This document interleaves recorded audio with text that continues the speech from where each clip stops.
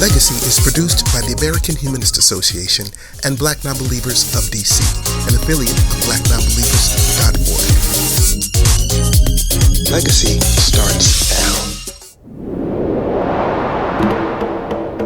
Just to the right of Puerto Rico extends a long chain of Caribbean islands known as the Lesser Antilles. There to the southeast lies a little island which was once known to the Taíno as Ai for thousands of years before it and others were eventually renamed by Christopher Columbus on his second voyage, venerating the Catholic legend of Saint Ursula and 11,000 virgins. His imperial expedition was of both church and state and culminated after 700 years of African Islamic rule back in southern Europe. Already accompanying him in these early ventures were enslaved Africans. The Taíno and Arawak people would soon be dealt the same fate. And following their forced religious conversions, trickery, disease, and virtual genocide, Africans would now dominate the lands as slaves. For generations, backbreaking work, organizing, rebellion, labor, and class struggles would characterize their experience and produce brilliant minds. One of the great minds ever to come from this little island of Ai, now St. Croix, was a young man named Hubert Harrison. At the turn of the 20th century, Harrison would eventually leave for New York City and later become regarded as the Black Socrates, sparing movements and changing the way Black people think and organize about race, religion, and class. Today on Legacy, the voice of Harlem radicalism, Hubert Harrison.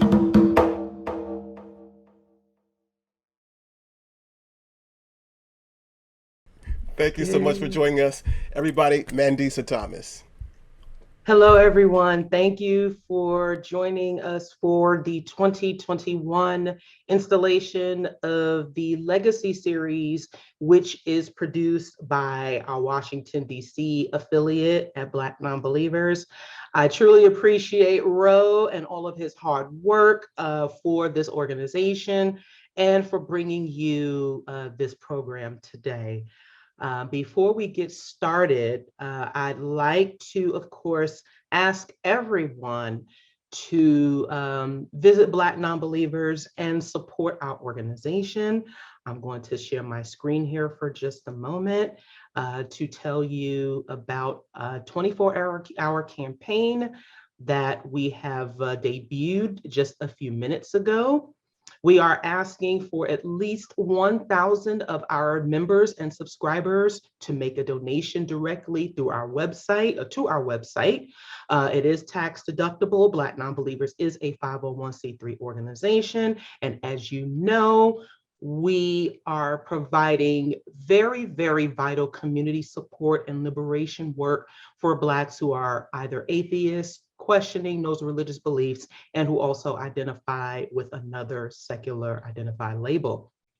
So we really, really do need your support. We really, we just ask that if you haven't donated to us before, we really do hope you make the effort to contribute today, especially to support the wonderful programming that you see, especially this afternoon. So you can visit our website at BlackNonbelievers.org to make your contribution for the next 24 hours. Again, we are asking for at least 1,000 of our subscribers to donate at least $10, but any amount is appreciated.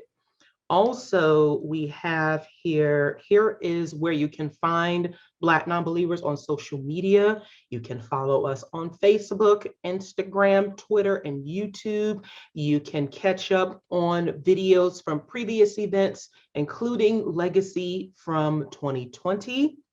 And also, once again, here are the ways to donate and support BN. You can go directly to our website at BlackNonbelievers.org. You can make your contribution recurring monthly. We are also on Cashapp at BlackNonbelievers. We also accept foundation giving requests. You may also designate a portion of your purchases on Amazon to benefit us through Amazon Smile. All you need is our tax ID number, which is on our website. We also have a TD Ameritrade stock account, and you may also designate a portion of your paycheck if your place of employment has a charitable giving contribution program. You may designate Black Nonbelievers as a beneficiary. I will be posting the direct link to our website in the chat.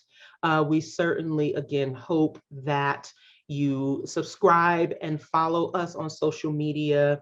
Please do continue to participate with our programming, with our special events. We have some exciting things coming up.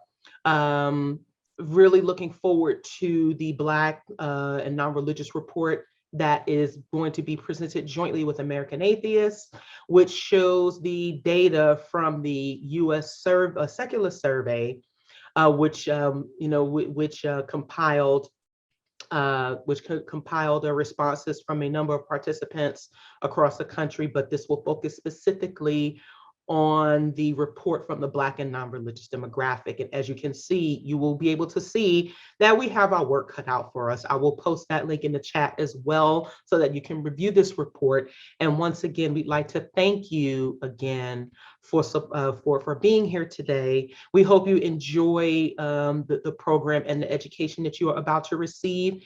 And I will turn it over to Ro. Thank you, Mandisa.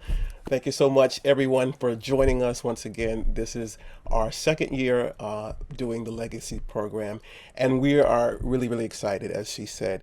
So, we are talking today about a subject that is super, super, super relevant, and it is absolutely nothing new to our particular movement as Black nonbelievers, atheist agnostics, and secular humanists, and specifically Black people in general, which is the movement of race consciousness and movement and memory, history, and all those things that are so warmly labeled critical race theory by so many other folks out there in the ethosphere of American and Western culture, particularly in regards to Black people of the African diaspora.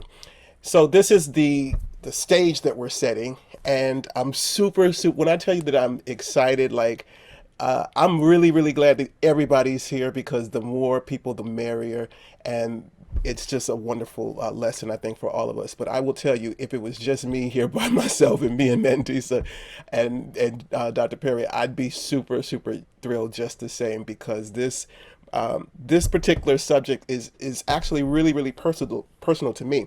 I'll just tell you a little bit. Most of you all know I'm Caribbean American, Crucian, and so last year, actually right before the pandemic in 2019, what started the Legacy program was the publication of a book called Black Freethinkers by our friend to the show, Christopher Cameron, who is also a part of Black Nonbelievers, and he wrote the book called Black Freethinkers, African Americans in Secular Humanism. And, we've heard the Langston Hughes, and, many of us have considered Frederick Douglass, and, maybe even Richard Wright if we've studied a little bit more, and some other folks, Elaine Locke and Lorraine Hansberry. Those are some of the names that for those of us in this particular space, we're already familiar with. We already kind of have been acquainted with, at least knowing who they are in regards to free thought. But there was one person who I was completely ashamed, frankly, to find out that I did not know who he was, and he's on the cover of the book. And I should have brought it out, but I have it in the back. And I realized that I didn't know who he was, and come to find out that he's from St. Croix. Now, I've talked a lot about this before. I'm Crucian. That's why I bring up my bracelets. These are my hook bracelets. Anybody out there, y'all know what that is. So, VI massive, okay? But I just didn't realize that I'd never heard anything about this particular monster of a character, or I should say giant of a character. And his name is Hubert Harrison. And he is really pretty much at the beginning of the continuum of black radicalism in the United States, and is someone that comes from essentially outside of the United States, in what was then the Danish West Indies. And so today, having done a lot more research since 2019, having done a lot more reading and listening and watching of lectures by this gentleman, I picked up this book, which is super marked up. It's called Hubert Harrison, The Voice of Harlem Radicalism, from 1883. Well, he lived from, I should say from 1883 to 1918. This is the book. So for those of you who are like me, or who were like me and who didn't know who he was, or who don't have this book, check out this book. It's just one of many. And it's written by Dr. Jeffrey B. Perry. He's an independent social working class scholar, formerly educated at Princeton, Harvard. He's asked me to call him Jeff, so we're going to say Jeff from now on. And that book is actually this, he has a recently published book. This one that I showed is the first volume, but he has a new one called Hubert Harrison. It's a biography entitled Hubert Harrison, The Struggle for Equality, which picks up from 1918 and goes to 1927. So this one stops at 1918. He's got another one that goes to 1927. And his work focuses on the role of white supremacy as a retardant to progressive social change, on the centrality of struggle against white supremacy to progressive social change efforts. Once again, really relevant. For 50 years, Jeffrey has been active in the working class movement as a rank and file worker and as a union shop steward, officer, and editor and retiree. He's also been involved in domestic and international social justice issues, including affirmative action, tenants' rights, union democracy, anti-apartheid, anti-war, and anti-imperialistic work. A vast collection of his materials in this area and in these areas are currently being prepared for repository placement. Allen's research and writings on the role of white supremacy in the United States history and on the centrality of the struggle against white supremacy to social change efforts dispose Perry to be receptive to the life and work of Hubert Harrison, another independent, autodidactic, anti-white supremacist, working class intellectual. Perry considers Harrison and Allen, he's talking about Theodore Allen, to be two of the 20th century's most important thinkers and writers on race and class in America. When you read this book, it's one of the things that really connects so much of the political experiences that we've been having and that we are currently having. You know, last year when we started the Legacy program, RBG had just passed the day before. We were in the run-up to an election, a possible re-election of the son of a Klansman.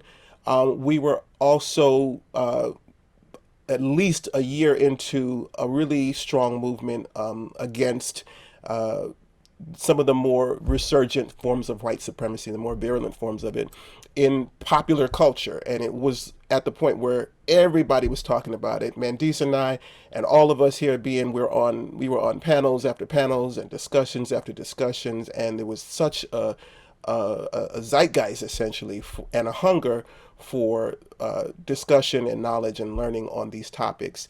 A year later, things have died down quite a bit. We've got essentially the re-encroachment of all of those sort of oppositional forces to the enlightenment and the consciousness that we were trying and working so hard to regain last year.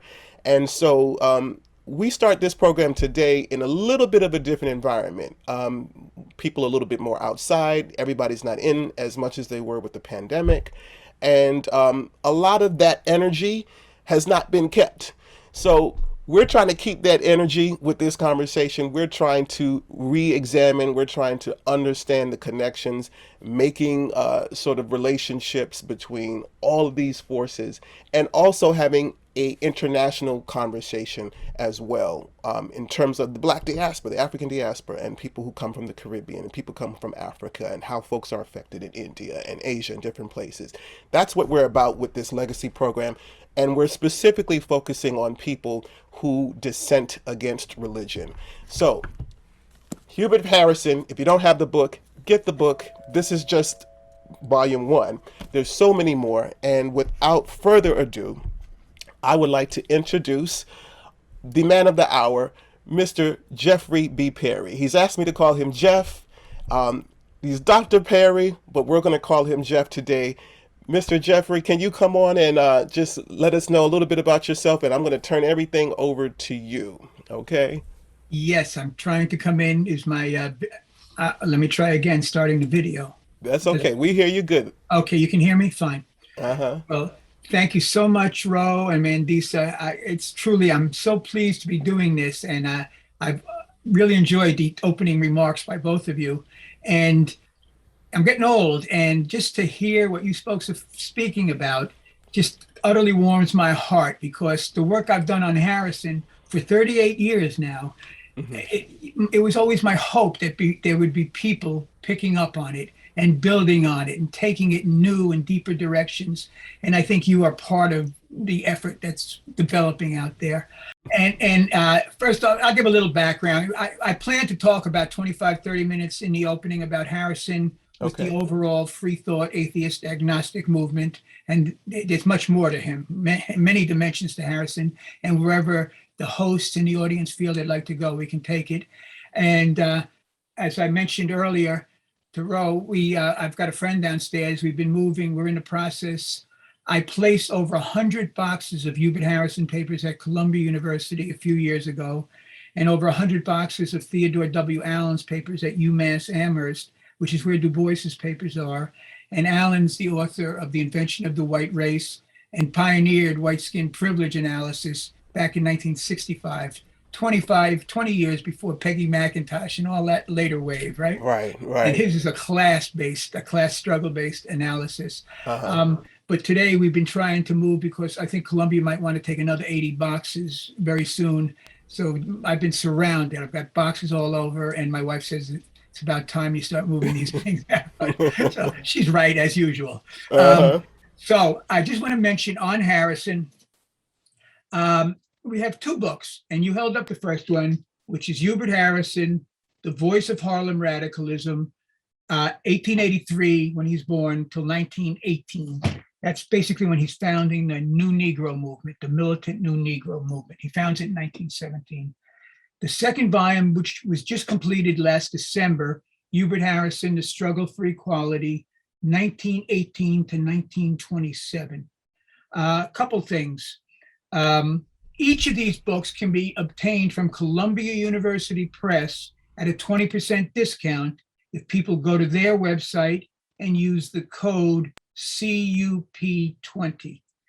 This second volume, I don't know if you can see, that's 1,000 pages.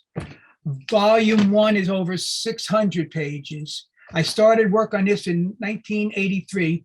This is the first full-length, multi-volume biography of an Afro-Caribbean, and only the fourth of an African-American after those of Booker T. Washington, W.E.B. Du Bois, and Langston Hughes. So this Crucian is a giant of Caribbean and of Afro-Caribbean and African-American history. And in addition to that, I published some years ago at Wesleyan University Press, here's a nice picture of Harrison, a Hubert Harrison reader, which has 138 of the articles he's written. And I've located over 500 and transcribed maybe 400 of them. The rest, if I can stay healthy, we're going to see if we can get them put out. Oxford wants to do a book. I've thought about a second reader.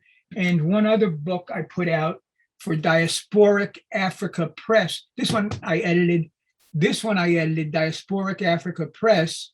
It's Harrison's book, When Africa Awakes. But what's very important is the subtitle of this version. It's Harrison's subtitle, the inside story of the stirrings and strivings of the new Negro in the Western world. And this book is from 1920. It contains 53 articles by Hubert Harrison on the new Negro movement, the militant new Negro movement, 5 years and more before Alain Locke comes out with the new Negro. Harrison, the fact that Harrison was not better known for these last 100 years is a real loss to all of us, and we can get into that. Absolutely. And of course, his thoughts on religion are one factor, and there's others. But so just as a background, I mean, he is a total giant, and he's increasingly recognized as such. Now in the Afro-American Museum down in D.C., on the new Negro wall is Alain Locke and Hubert Harrison. All of a sudden he appears. Columbia University, where I placed his papers, but I've got much more, finally did what we had agreed to. And about a year ago, they posted online over 1,200 items from his papers, including his diary of over 230 pages. And I'll talk about the diary.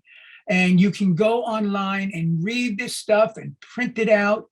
And it's fascinating. His writing, he's got a good, clear handwriting. Free. You can do this stuff for free. Oh, and if you go to my website, jeffreybperry.net, you will find all kinds of free information, articles, videos, and audios on Harrison and on Allen. My video on Allen, which also has 12 minutes on Harrison in the beginning of it, I think is just hitting 305,000 views. It's a 2-hour video.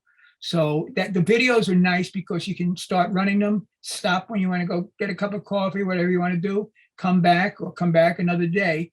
And they go with slides. So you'll get a good feel for what these people are about, I think. And they have pictures too. So I try to make it nice and easy and useful for people. But so what I want to do, as I said, so I want to open with about 25 minutes of prepared remarks on Harrison and the free thought movement. And then we can talk about wherever else people would like to go. So when I open up, I have a quote from Richard B. Moore, who's from Barbados, who's an outstanding Afro-Caribbean, he's from Barbados, and an outstanding Afro-Caribbean Harlem activist and bibliophile.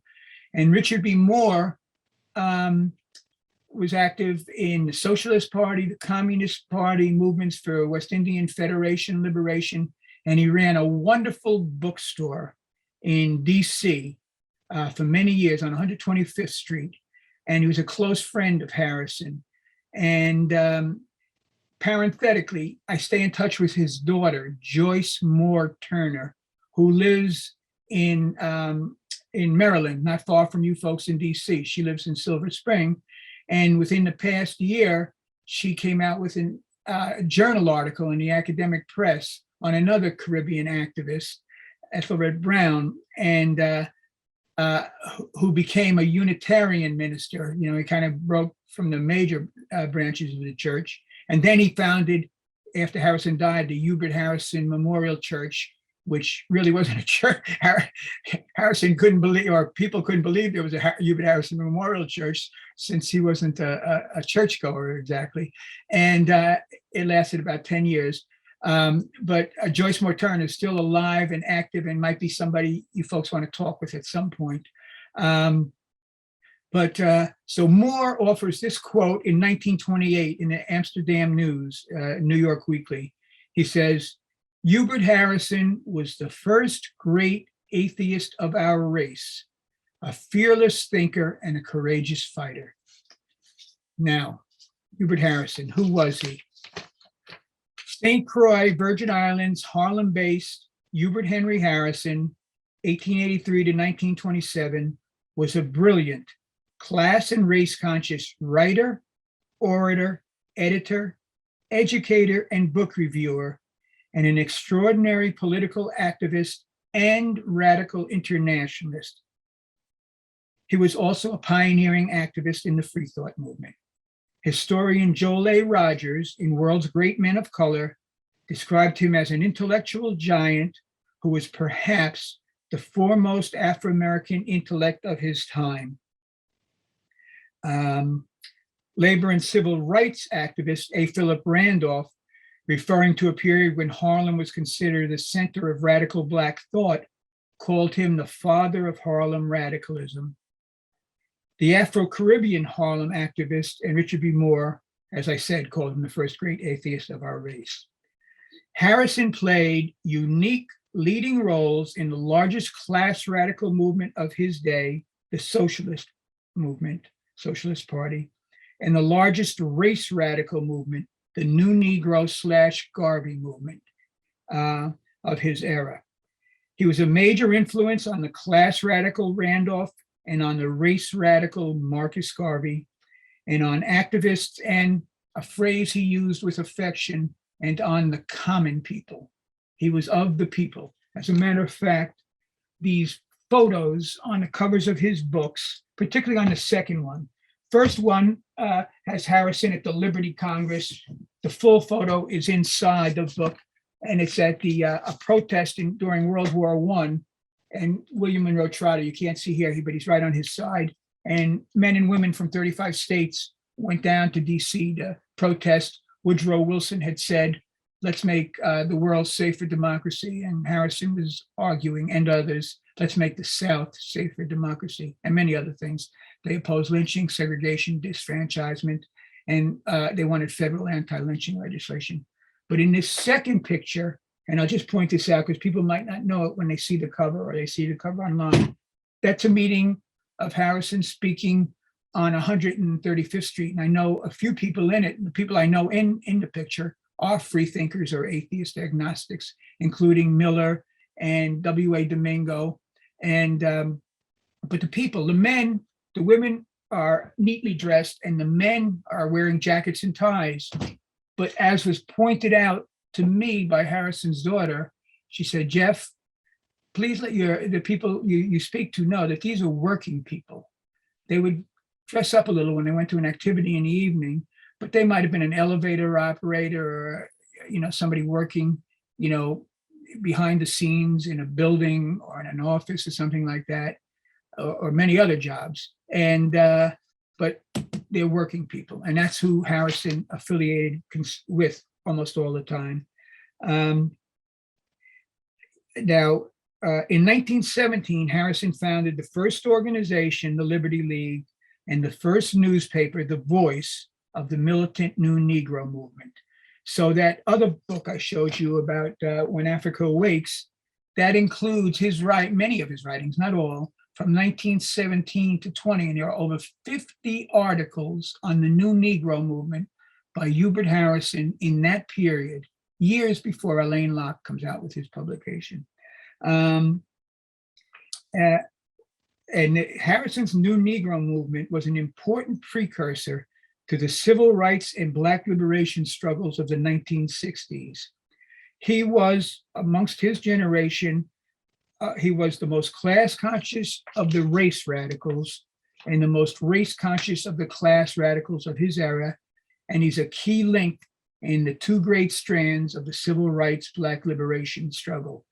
The labor and civil rights trend associated with Randolph and Martin Luther King Jr., and the race and nationalist trend associated with Garvey and Malcolm X.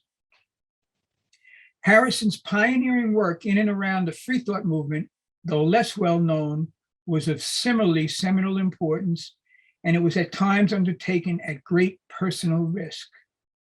The Montserratian activist, writer, and freethinker Hodge Kiernan, in the January 1928 Truth Seeker, wrote, quote, I'm quoting, Harrison was one of the ablest exponents of rationalism in the city and was the first and foremost Negro in the cause of free thought. His scintillating wit, irony, profundity, and wide range of knowledge attracted thousands of persons during his many years of outdoor and indoor work. Historian Rogers discussed Harrison's writings in such radical and anti-religious periodicals as The Call, which was a Socialist Party weekly, The Truth Seeker, which was a free thought paper, and The Modern Quarterly, a leftist publication, and described how his views on religion and birth control were often opposed by Catholics and Protestants alike. Rogiers added that at his open-air meetings, he and his friends were obliged to defend themselves physically from mobs at times, never hesitating to speak, no matter how great the hostility of his opponents. Okay, Harrison's break from Christianity. As indicated earlier by Roe, Harrison was born on estate Concordia, St. Croix, Danish West Indies, to a laboring class Barbadian mother and a formerly enslaved Crucian father. He grew up in poverty, was intellectually self-motivated, had access to some books in the library of St. John's Episcopal Church in downtown Christiansted. They would let him go into the library and pull books off the shelf and read them, and benefited from instruction by an excellent teacher, the father of D. Hamilton Jackson, who's a cohort of his, and his father was considered the best teacher, black or white, on the island. After the death of Hubert Harrison's mother in 1899, Hubert traveled to New York in 1900 as a 17-year-old orphan and lived with his sister on the west side of Manhattan, started working, and began to attend high school.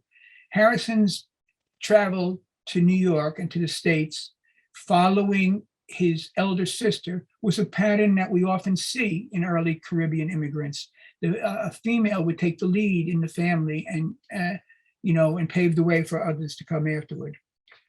Harrison's first great intellectual transformation occurred around 1901, when he broke from his previously held religious views. His diary entry of May 20th, 1908, and he lost his first diary, so he restarted a diary in 1907. And his diary entry of May 20th, 1908 describes in great detail the tremendous intellectual turmoil he underwent circa 1901 as he divorced himself from Orthodox and institutional Christianity and became a, quote, agnostic. The break was not effected at once. It came in stages. In the course of his study, he read Thomas Paine's The Age of Reason. Harrison was an omnivorous reader. He read widely everything. Later on, the librarian at the 135th Street Library said they had nobody who read as many books as he did, always. And he would stay up till 2, 3 in the morning. And when he would give his talks, it's often, unlike me, it would be often right off the top of his head. A brilliant, brilliant, brilliant mind. In the course of his study, he read Paine. In a lecture he delivered years later, Harrison explained, as quoted in the February 11th, 1911 Truth Seeker, that Paine popularized the arguments against Christianity and brought them down to the level of democracy. He considered Paine's significance to be, quote, the dual aspect of militant unbelief and democratic dissent, two characteristics that were truly representative of the thought of our time. Interestingly, Harrison would encourage militant unbelief and democratic dissent for the remainder of his life. The actual process of breaking with religion brought with it emotional pain, and Hubert used this as a spur to system building. In his diary, he explained, I was not one of those who did not care. I suffered. Oh, how my poor wounded heart and soul cried out in agony. I saw the whole fabric of thought and feeling crumbling as its very foundation, and in those fearful weeks of stern reactions, I could not console myself, as so many have done, with the busks of a super braggadocio. What had gone was the authenticity of the Bible.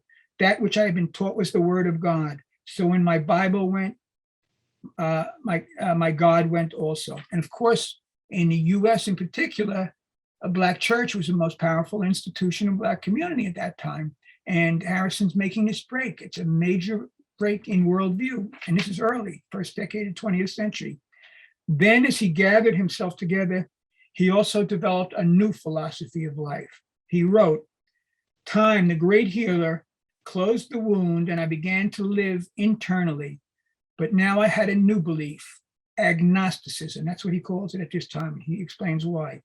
I said belief. What I did mean was a philosophy of life, a point of observation, attitude towards things. You must have one, you know, or you will cease to live. He then added, now I am an agnostic, not a dogmatic disbeliever, nor a bumptious and narrow infidel.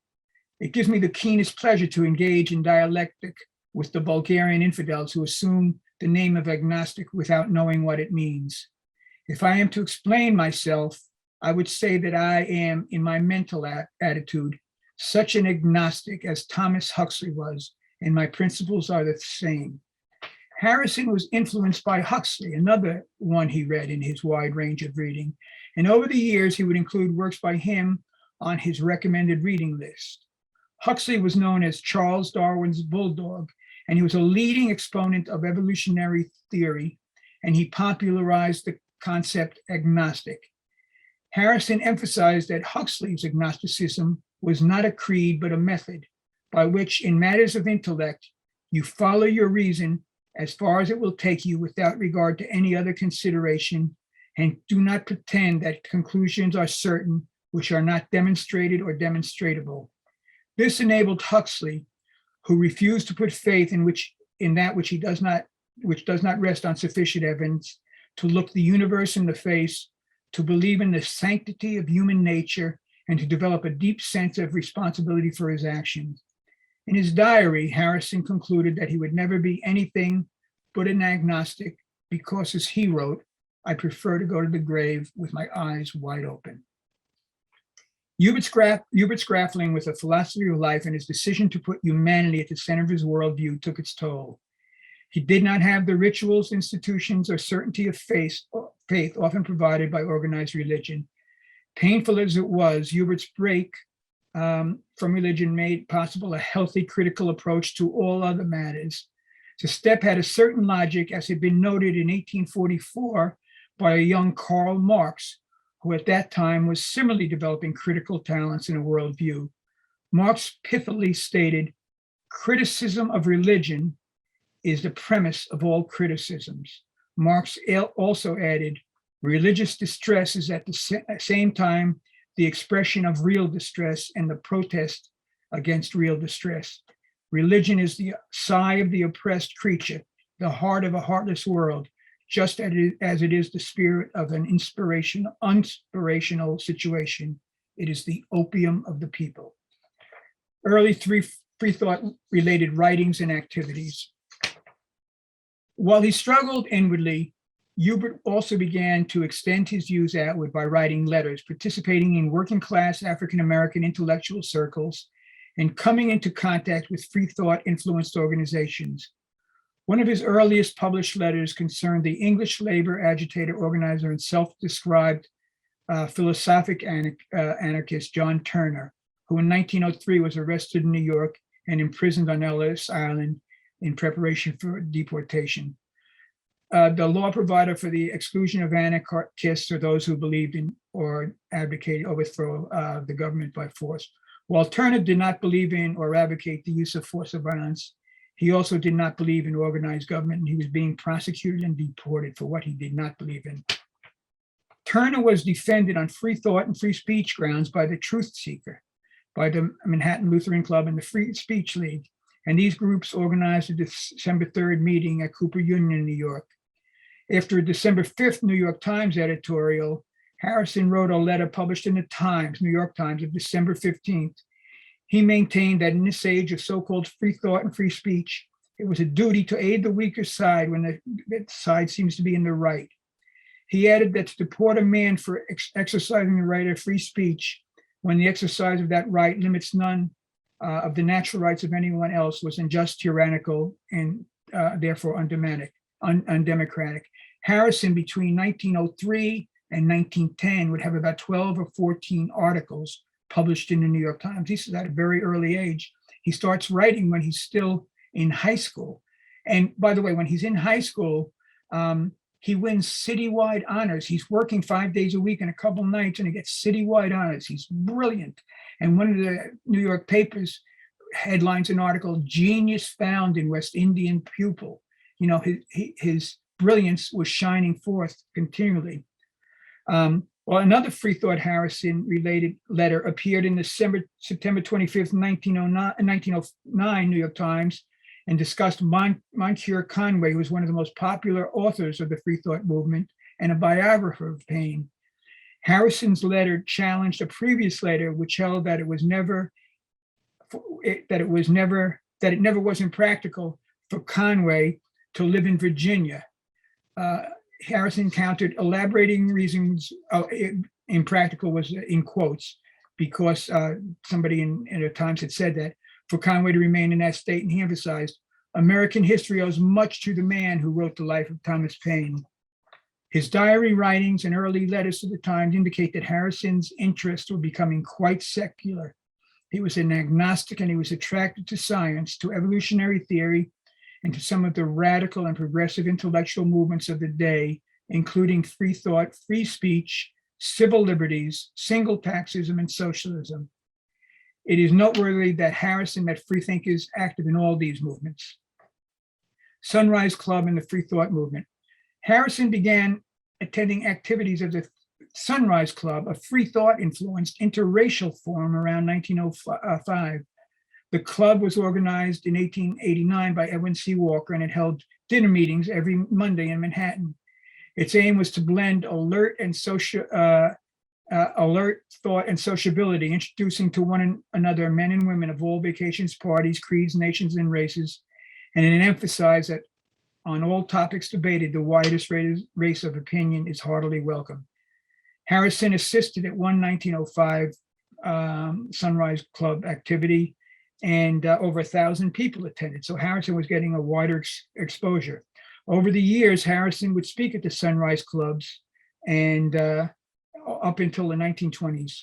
In this period, Harrison increasingly came in contact with the organized free thought movement, which was a rationalist anti-religious movement with a strong base in New York, and a weekly paper entitled The Truth Seeker, which is still published to this day, founded in 1873 by D.M. Bennett. Its principal editors in Harrison's years were Eugene Montague MacDonald and his younger brother, George Everett MacDonald. The paper described itself as a free thought and agnostic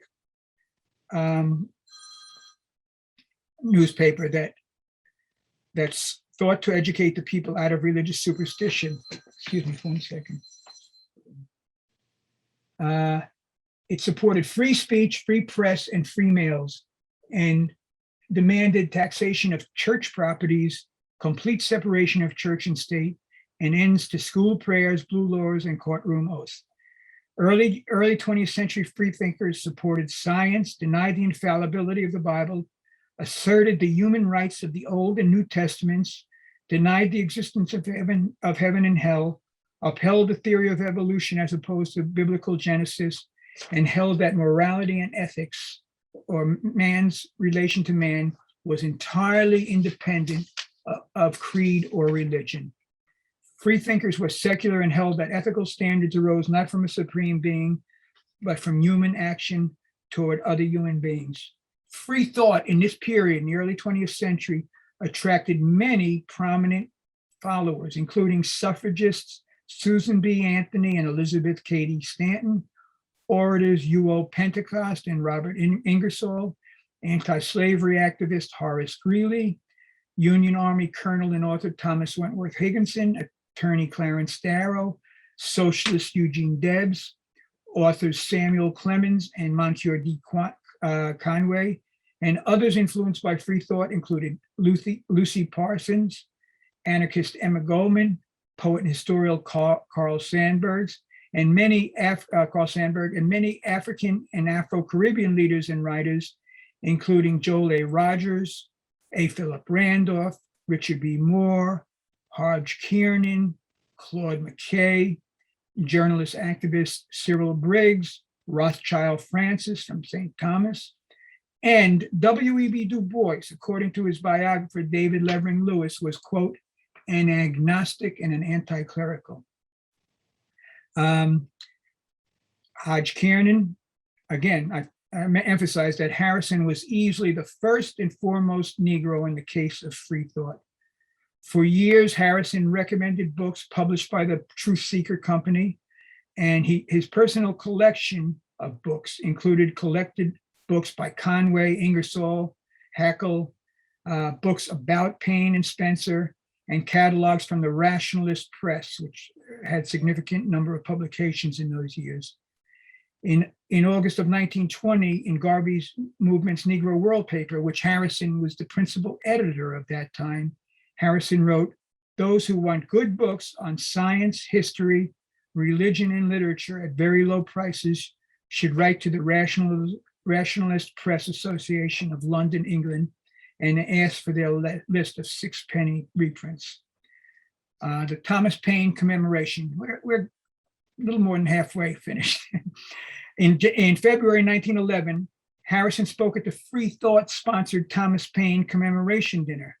Publicity for the event depicted him as a Negro who has a reputation of being the most scholarly representative of his race in America.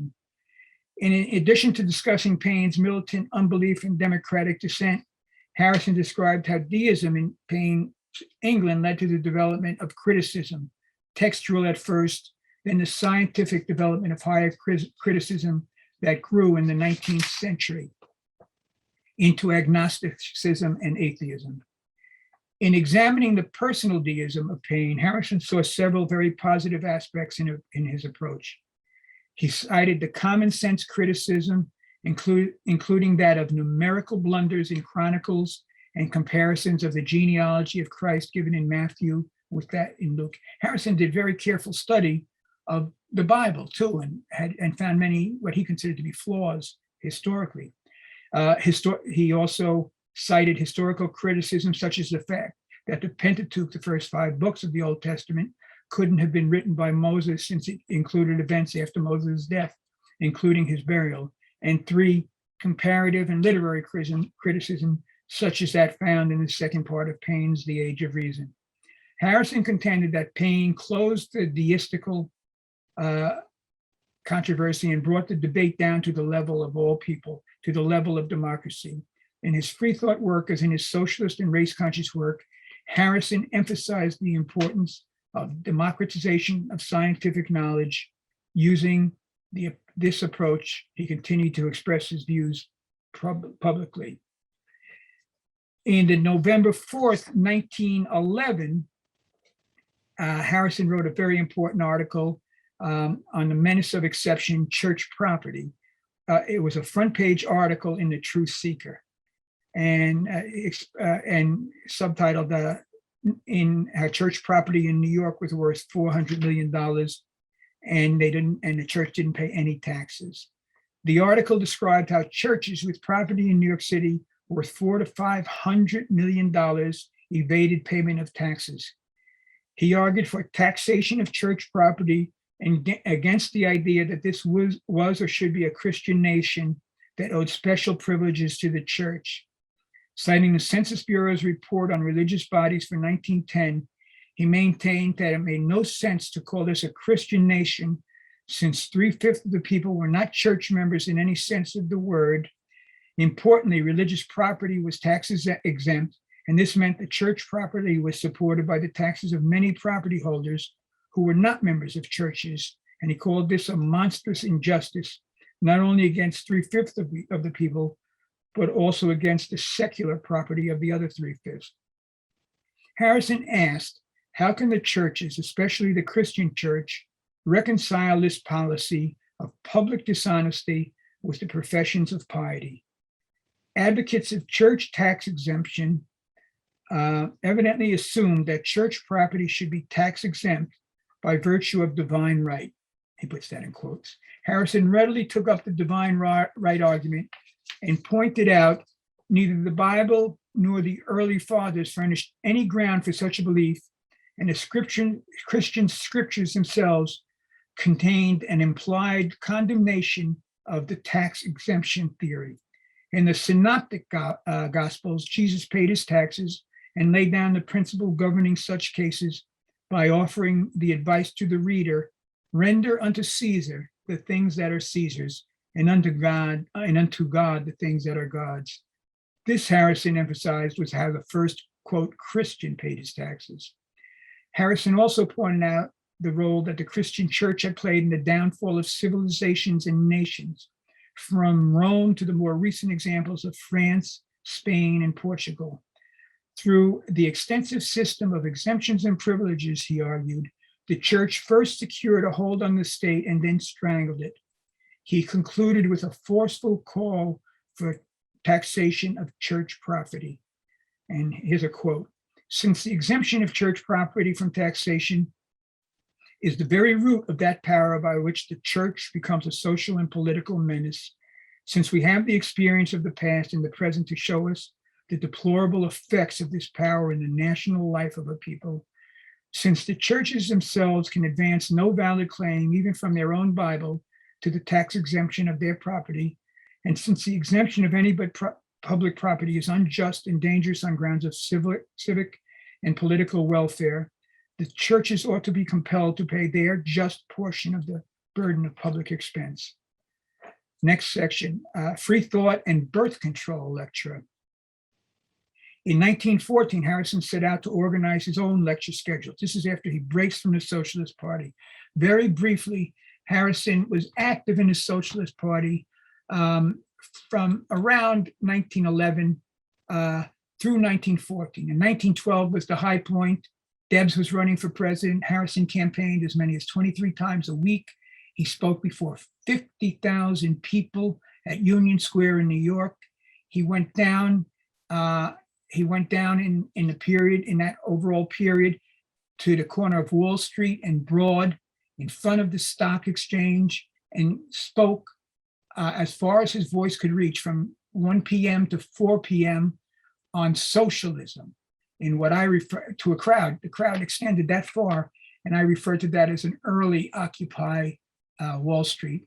And Harrison he started to move out of the Socialist Party because he was getting disenchanted because they failed to take up the issue of fighting against white supremacy. He considered the Negro to be the touchstone of the modern democratic idea. And for those unfamiliar with a touchstone, this is a touchstone. It's a black stone. You rub the metal against it to see if it's really the gold that it's purported to be.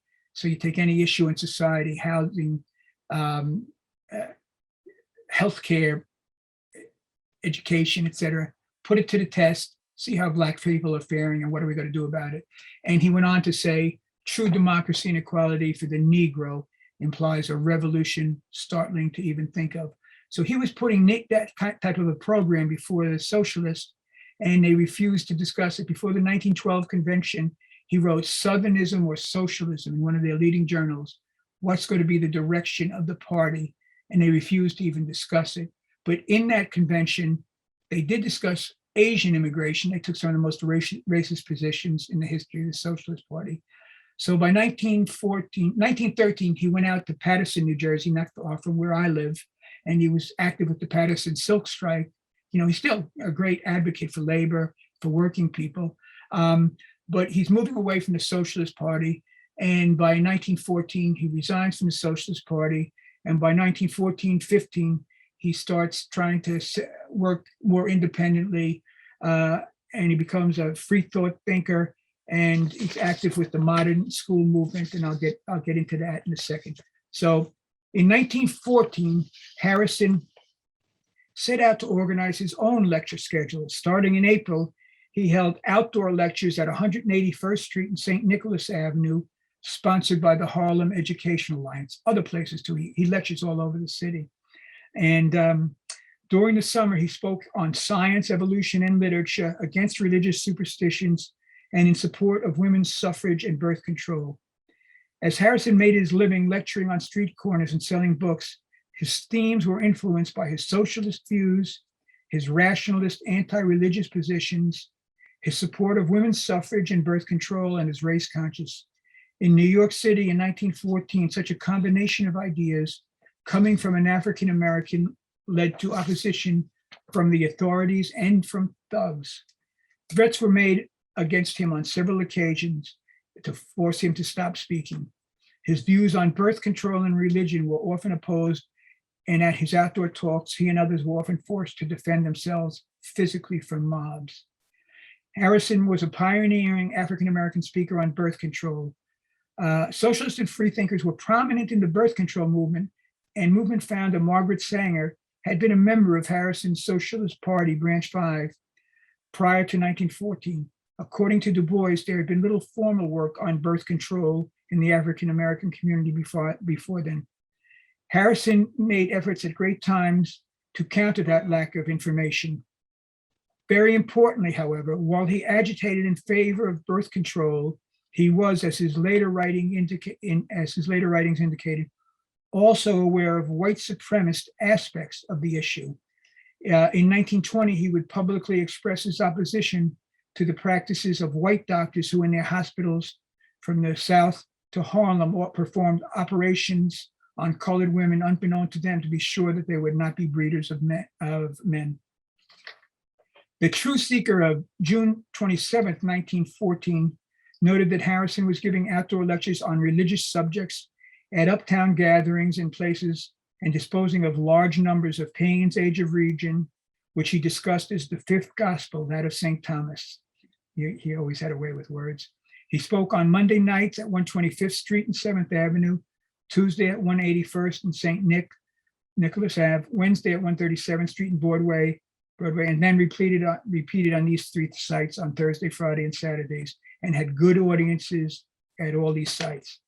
On June 26, 1914, his noontime Friday lecture at Madison Square, Broadway at 23rd, was interrupted when the police arrested him for holding a religious meeting without a permit. He had been delivering lectures of a historical and critical nature, and according to the Truth Seeker, he had aroused some opposition from Catholic and Protestant antagonists who couldn't match his superior readiness and erudition. The complaint was filed by a man named Seeger, who objected to Harrison speaking on religion without a license. Though Seeger was more aroused by blasphemous language of those who opposed Harrison, none of the opposing troublemakers were arrested. The arresting officer claimed that he was not bothered by Harrison's lack of license or by the contents of his discourse, but that his reason for making the arrest was concern of a possible riot. In court, Harrison claimed that he extended every effort to aid the police in maintaining order and decorum. Magistrate Corrigan ruled in Harrison's favor, as he would do in several other situations. Corrigan stated that he would not tolerate discrimination against a speaker for merely expressing his views. He then released Harrison and warned that he would deal with him more harshly if he persisted in the future in defying the police and holding meetings tending to cause disturbances. The Radical Forum, this was Harrison's organization. Harrison's lectures were regularly attended at these places. As he continued to speak throughout the city, his popularity grew. The Truth Seeker of August 8th, 1914, reported that the people hear him gladly, and on numerous occasions, his 2.5-hour lectures drew 1,500 people without exhausting their interest. He was described as scholarly, versatile, humorous, and instant in reply, and his talks treated subjects as diverse as history, literature, politics, and religion. The talks on religion regularly included digressions into polemics and textual criticism of the Bible, and Harrison criticized the historical and evolution point of view. The Truth Seeker attributed a new freedom of street propaganda in New York City to the efforts of Harrison and to the efforts of anarchists who were involved in free speech struggles at this time. Harrison was soon tested by more blatant discrimination and extra-legal methods. Seemingly complicit police behavior was involved in a serious physical confrontation, August 11th, 1914. According to the Truth Seeker, at about 10:30 p.m., after a talk that included a bitter attack on the church in general and on the Catholic Church in particular, a group of about 50 rowdies who waited until the crowd dispersed went after Harrison with, quote, murderous intent. As he entered the underground passage, if those familiar with that subway station at 181st Street, it's an elevated subway. You know, it's on different levels, the street and the subway. As he entered the underground passage leading to the subway and walked in front of the ticket booth, the mob rushed him and began to beat him. Harrison had been forewarned of danger and was ready, having provided himself with a leg from the table from which he spoke as a means of defense. As he was attacked by the group, the ringleader, a fellow named McElroy, struck at him with an iron bar. Harrison parried the blow and struck back, sending McElroy to the ground and then to the hospital, while his cohorts dispersed. Kind of a fearless speaker, Harrison, speaker and defender of his rights. Public reserves suddenly appeared and arrested him, but not any of his assailants. Police reserves, excuse me. He was taken to the 177th Street station, locked up, and charged on a charge of felonious assault and placed under a $500 bond. Since he did not have anything near that, he was forced after a brief hearing to stay in jail for 3 days until he went before the magistrate. Again, however, Harrison won acquittal. He argued self-defense and was helpful, according to the truth seeker, was helped by the fact that the testimony of his accuser was less than credible. Throughout his ordeal, Harrison received no help from the Socialist Party, though he was still nominally a member. The party paper, the New York Call, entirely ignored his case. Harrison also received support. He did receive support from the Truth Seeker, which on August 22nd reported that he aroused the bitterest animosity from Roman Catholic plug uglies. And it noted that on several occasions, the ruffians had threatened Harrison with criminal violence. It was to the freethinkers and other radical groups that he now turned. In the August 22nd Truth Seeker of 1914, Harrison recounted the successful efforts of U Pentecost, who had attracted to free thought a large number of people until his death in 1907. And he writes on Pentecost, a very nice piece. Harrison noted in this period that the radicals of New York were scattered in various organizations and movements, including socialist, anarchists, single taxers, and atheists, and that since they were generally separated from each other due to the needs of their organizations, they did not have access to the awakening breath of the larger liberalism. It was this larger liberalism that was needed to cut through the dogmatic corridors of the separate creeds. Harrison's answer was to seek to unite the splintered groups, and this was through his effort through the speaking at the Modern School and for his People's Forum. In September 1928, Harrison wrote that he would lecture once a week on Sunday afternoon. His radical forum would be a forum for free spirits, a place where men and women sick of the insincerities of cults and creeds can mentally walk and recreate themselves. He soon expanded his forum to 6 days a week, and it was all over the city. And some samples of his talks included modern materialism, Jesus Christ and the working man, a challenge to the Christian socialists, the natural history of religion, the nature of religion, the class struggle, the roots of religion, a study in primitive psychology, sex, sinners, and society, the worship of death, how God grew, the evolution of the idea of God, evolution, social and organic, the manufacture of God, the origins of the priesthood, and a defense of atheism. So he's speaking very widely. In September 1914, we just have a couple more pages to go here. In September 1914, in the Truth Seeker featured a major Harrison article called "The Negro, a Conservative." And in it, Harrison wrote, "Christianity still enslaves the minds of those whose body it has long held bound." Harrison challenged the role of Christianity and called for Negroes to shake off the trammels of such time-serving leaders as Booker T. Washington, who was at that time the most powerful Black leader in the country. Harrison discussed how in intellectual endeavor, the dominant attitude of the American Negro has been, quote, conservative. He noted that in theological criticism, religious dissent, social and political heresies, a single tax, socialism, anarchism, the Negro in America has taken no part, though there was a glimmer of change in some of the younger generation. He attributed this to the fact that Christian America created the color line, and just a quote, "and all that great currents of critical opinion from the 18th century to our time have found the great barrier impassable and well nigh impervious. Behind the color line, one has to think perpetually of the color line, and most of those who grow up behind it can think of nothing else. Even when one attempts to think of other things, that thinking is tinged with the shades of the surrounding atmosphere." He added that the obstacles to Negro education, such as the meager 58 cents per pupil sent annually in certain Southern counties, further help to explain the dearth of thinkers who are radical on other than racial matters. After noting that African Americans have suffered more than any other class of African Americans from the dubious blessings of Christianity, Harrison offered some historical context. It has been well said that the two great instruments for the propagation of race prejudice in America are the Associated Press and the Christian Church. This is quite true. Historically, it was the name of religion that cloaked the beginnings of slavery on the soil of America and buttressed its continuance. The church saw to it that the religion taught to slaves should stress the servile virtues of subservience and content, and those things have bitten deeply into the souls of Black folk.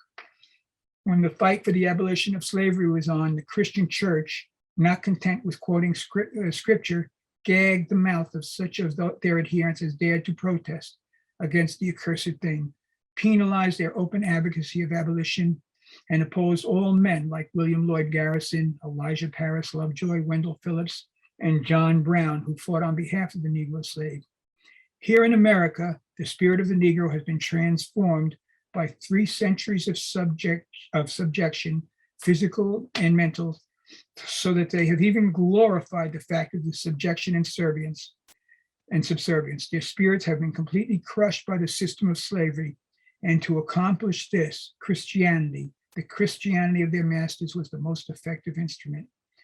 This historical perspective helped explain why the church among the Negroes today exerts a more powerful influence than anything else in the sphere of ideas, and it prompted Harrison to comment.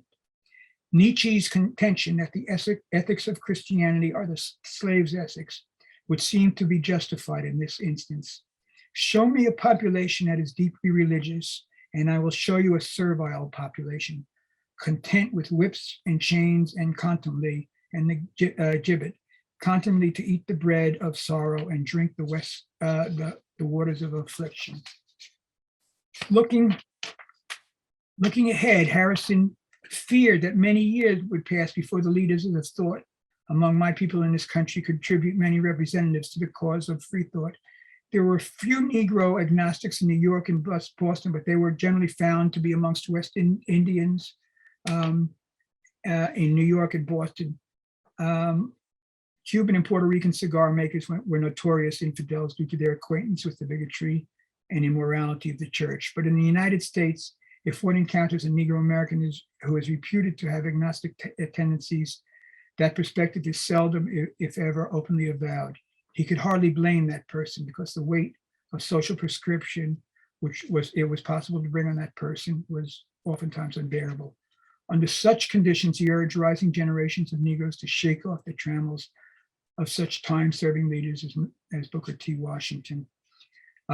Teaching at the Modern School in 1914 and 15, a major influence in Harrison's development in 1914 and 15 was his work as an adjunct professor of comparative religion at the Ferrer Association's Modern School in Harlem on 107th Street.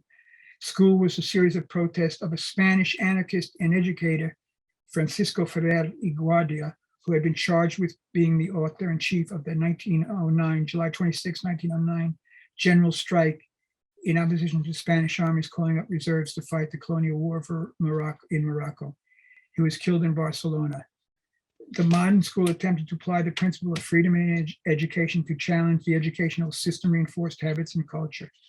Historian Paul Averick describes the school as an important focus of cultural and social ferment in the years preceding the First World War, and it was a place where anarchism, socialism, syndicalism, revolution, birth control, free love, Cubism, futurism, Freudism, feminism, the new woman, the new theater, direct action, general strike were all intensely discussed. Harrison attended the 5th anniversary of the birth of the new school in 1914 and became an instructor there. And in 1915, he ended, from February to April 1915, he offered a series of lectures in comparative religion, and his topics included the 2 religions of India, the religions of China, the religion of Islam, Paganism and Christianity, the Debt of Christianity to Paganism, Monotheism and Morality, Religion and Government, Why All Religions Are Reactionary, Religion and the Proletariat, Religion and Culture, and Agnostic's Apology, The Duty of Free Thinking and Plain Thinking. There's my last page here. Free Thought, the Militant New Negro Movement. By 1916, Harrison was turning to concentrated work in the Negro community, and he was on the verge of founding the New Negro Movement. He was lecturing in 1916 for the New York Secular Society, still active with the secular movement. On December 10th, 1916, he lectured at Liberty Hall on radical results of the higher criticism or infidelity amongst our ministers. A late January 1917 handout headlined, "Are you a free thinker, or does some minister, priest, or rabbi own your brain? If not, why not come out to our lectures every Sunday afternoon at 3:00 on 126th Street?" And Harrison's delivering these lectures, which lead up to his founding the New Negro Movement in June and July of 1917. After Harrison came out with The Voice, the first newspaper of the New Negro, on July 4th, 1917, it was on July 4th, 1917, the Truth Seeker, July 21st, noted the appearance of the paper. It also called attention to the fact that Hubert Harrison was widely known free thought speaker who edited it. 6 years later, in January 19th, 1924, the Chicago Defender commented that the Jubilee issue of the Truth Seeker contained which was a powerful weekly of 50 years, stated that, and used a picture of Hubert Harrison in its commemorative issue of September 1st, 1923. So they were still honoring him in his role. So I sum up these thoughts here. Clearly, the free thought movement has significantly influenced Hubert Harrison, the father of Harlem radicalism and founder of the militant New Negro movement. And clearly, Hubert Harrison had contributed significantly to the free thought movement. So I'm going to have a sip of coffee and I'll take a break. Thank you, Jeff. You still there? I'm here. Can you hear me? Yeah, sure. Sorry. No. You don't have to apologize for anything. Like I said, I'm super fascinated by learning this person and all of the connections that he has, especially to my life. And like I said, as I started, and when we spoke earlier this week, I mentioned how personal learning about him was for me, not just because we're both from St. Croix, but also because there are a lot of missing links that you go through. For me, as a Crucian in St. Croix, and you have to forgive me because my book, one second, my book is quite, I've been, tabbing it and all these kinds of things. But once again, everybody, the book is right here. This is the first volume of just that particular book. But for me, and some of you all might remember, if you were with us earlier this year, I gave a talk on the Caribbean and a specific, I forgot what the title was, and I'm a little bit behind, but I'm going to get it out just so that everybody can see the recording of it on our YouTube channel on Black Nonbelievers on YouTube. So everybody who's not signed up, go to YouTube and subscribe to the Black Nonbelievers YouTube channel, where we have all of this content constantly being uploaded. But my talk on the Caribbean, among other things, talks about the makeup of these islands. And yesterday, I believe, was the National Indigenous Day or something like that, which basically references and honors the indigenous of the Caribbean islands as a contrast to Christopher Columbus Day and so forth.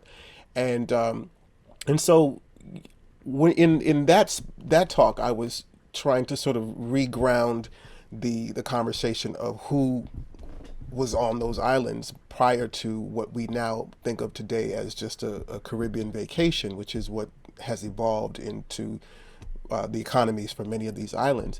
And then coming out of the initial contact with the natives into the importation of the Africans and so forth, and that middle passage and the people who are on these islands like St. Croix, for example, and all of them, but especially where I'm from, and trying to understand my folks, we have glimpses of things, but we don't have a lot of really good, clear pictures of anything.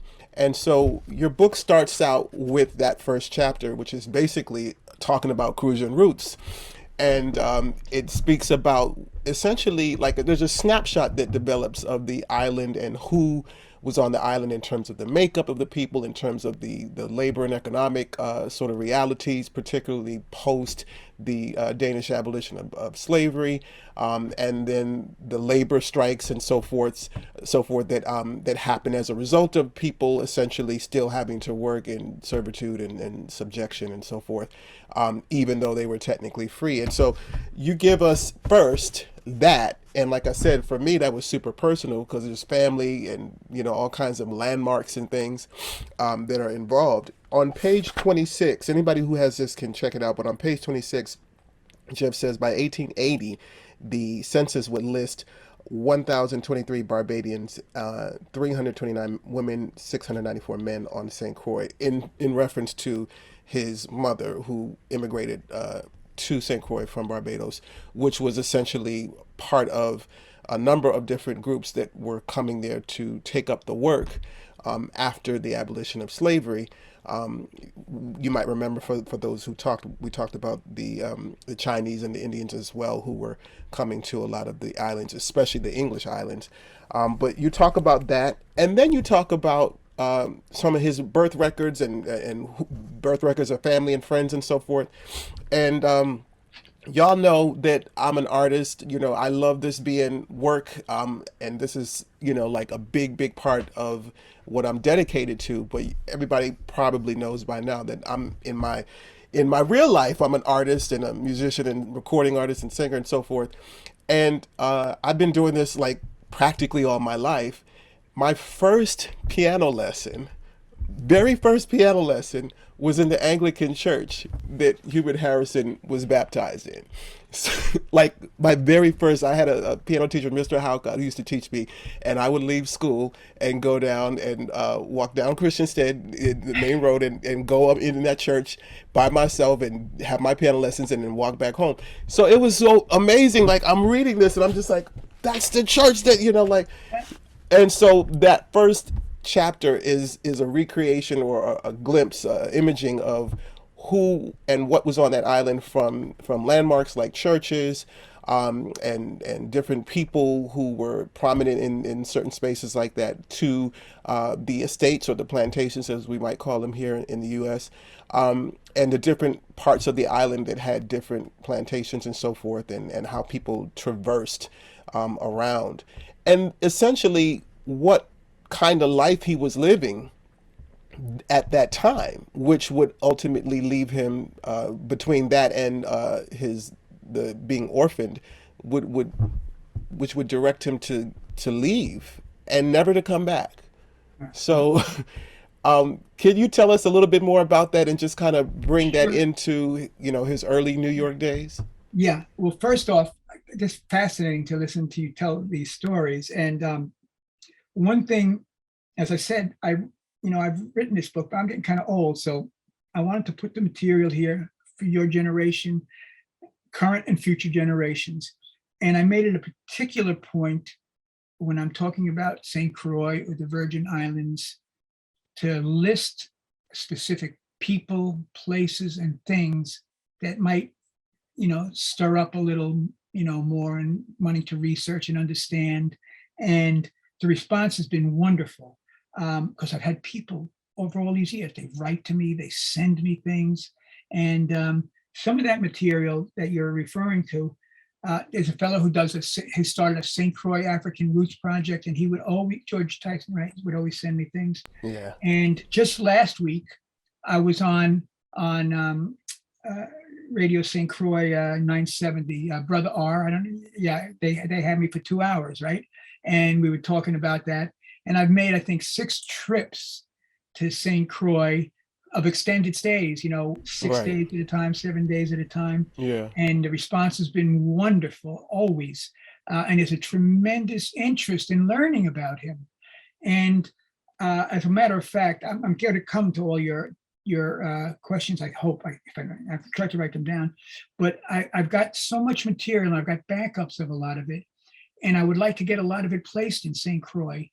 The problem is trying to identify a good place that's going to have permanence and going to be able to endure hurricanes and things like that, and I'm open to hear any suggestions down the road, if you have any ideas on that.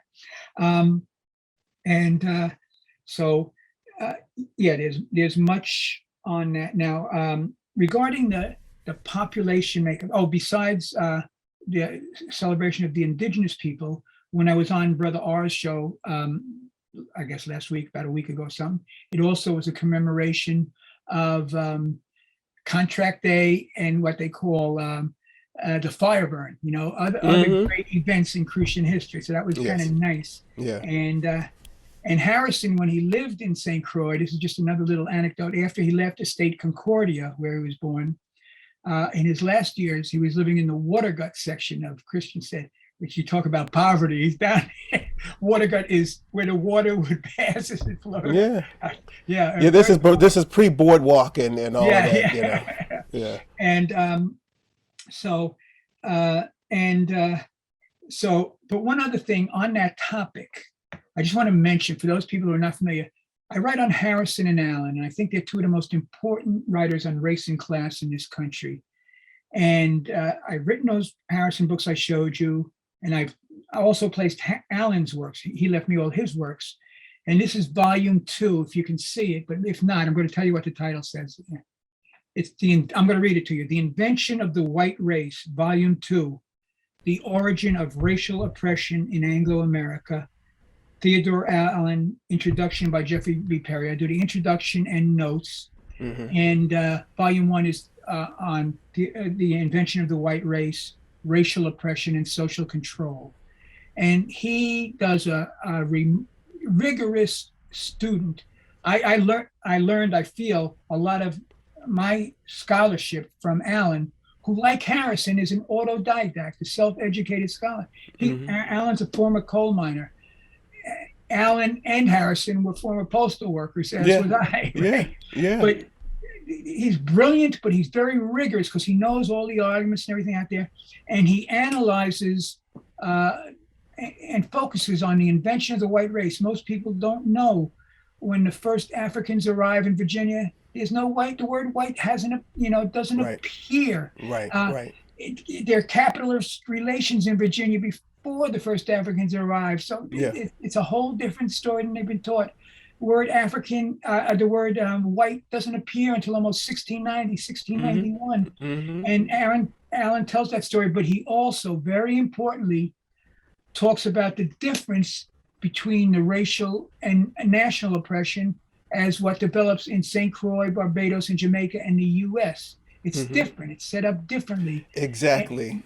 And I recommend that people look at these books. I've seen you talk about that before, especially in regards to, just momentarily fast forwarding to, I think after World War II, Allen had commentary on post office sort of management facilities being moved out of New York into New Jersey for the purposes I worked of in. Yeah. And that video, people who are interested in videos, my video on YouTube, and it's on my webpage. Again, my webpage, excuse me if I didn't say it, jeffreybperry.net.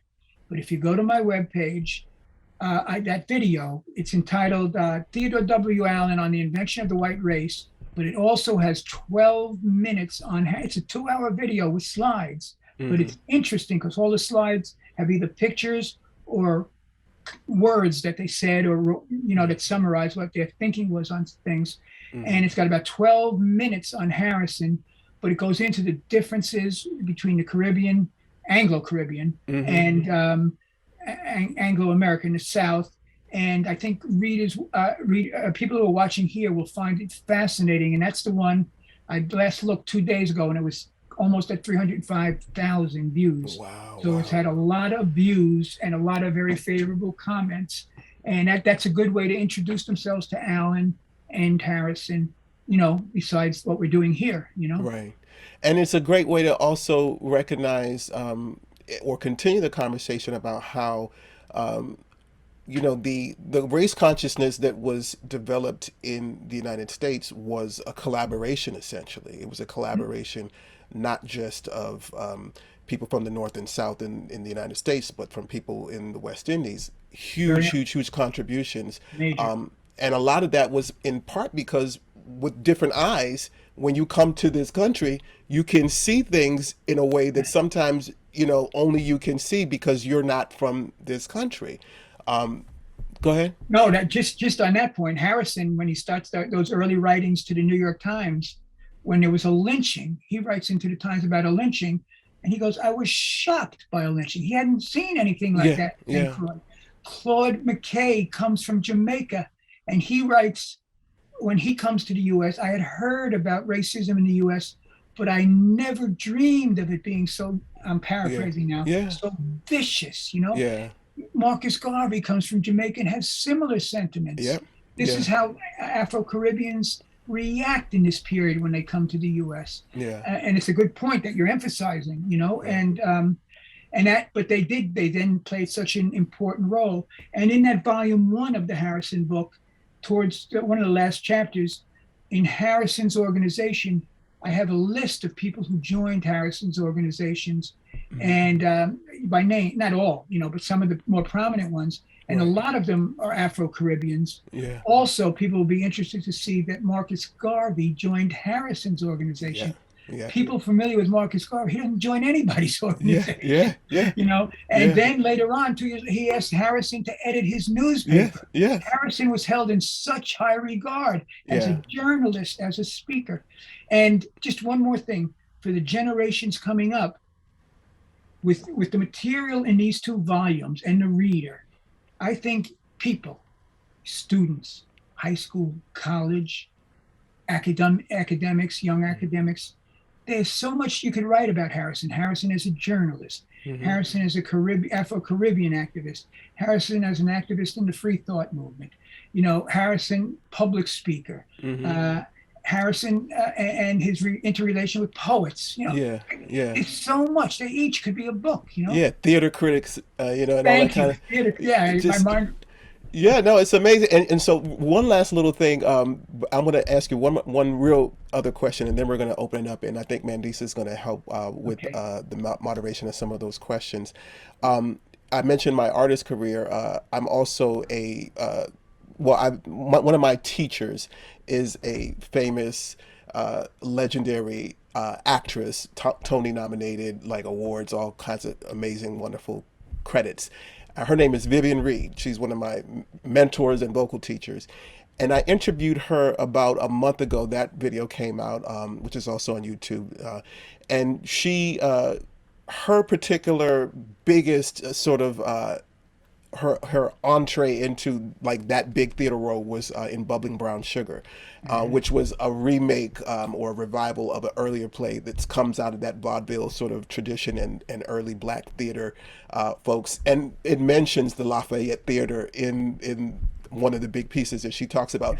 So to making all these connections, like she's talking about in Bubbling Brown Sugar, which is a revival of an early 20s sort of musical with African Americans, about African Americans, which Harrison is essentially probably watching or critiquing, if not Bubbling Brown Sugar, plays like that, and making analyses of the culture and the type of the philosophy of art, basically, and actors and theater and what we see from the stage. Yeah, well, excellent point. And he was one of the earliest and most significant reviewers of the Black theater and writers on the Black theater, and people involved with the Black theater, acknowledge and they appreciate his work. But that leads me to, I want to point out in this second volume in particular, because it came out some years after the first volume, again, looking and trying to keep a little current, because I was even getting lost when you folks were setting up today. I go, boy, it's a whole new world here. But I got over 200 pages of notes in this second volume, very meticulously researched.